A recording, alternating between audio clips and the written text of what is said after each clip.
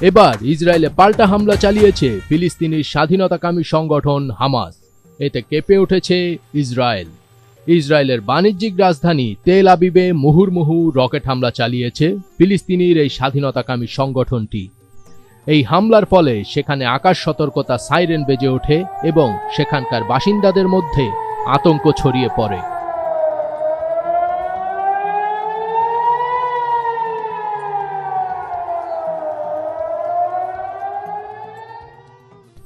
এই হামলায় কি পরিমাণ ক্ষয়ক্ষতি হয়েছে তা এখনো জানা সম্ভব হয়নি।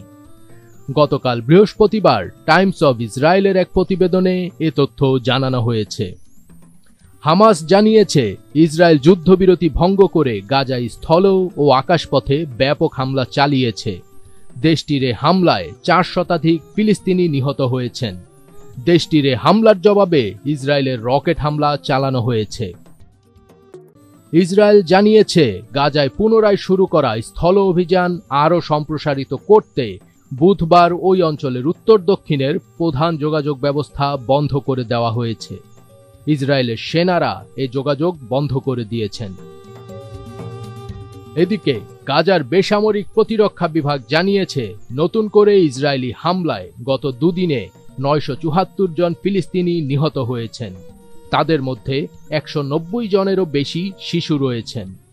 বৃহস্পতিবার সকালের দিকে দেশটির হামলায় আরও 100 ফিলিস্তিনি নিহত হন। হামাসের সামরিক শাখা আল কাশেম ব্রিগেড জানিয়েছে গাজার বেসামরিক নাগরিকদের ওপর ইসরায়েলি গণহত্যার জবাবে তেল আবিবে রকেট হামলা চালানো হয়েছে। তেল আবিবে M90 রকেটের একটি ব্যারেজ ছোড়া হয়েছে।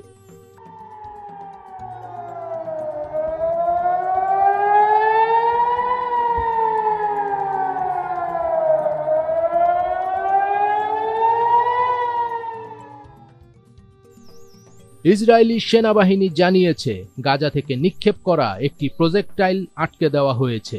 এছাড়া অন্য দুটি প্রজেক্টাইল জনবসতিহীন এলাকায় ফাঁকা জায়গায় পতিত হয়েছে। এর আগে ইয়েমেনের বিদ্রোহী গোষ্ঠী হুথিরা ইসরায়েলে ক্ষেপণাস্ত্র হামলা চালিয়েছে। গোষ্ঠীটির হামলার কারণে ইসরায়েল জুড়ে সাইরেন বেজে উঠেছে।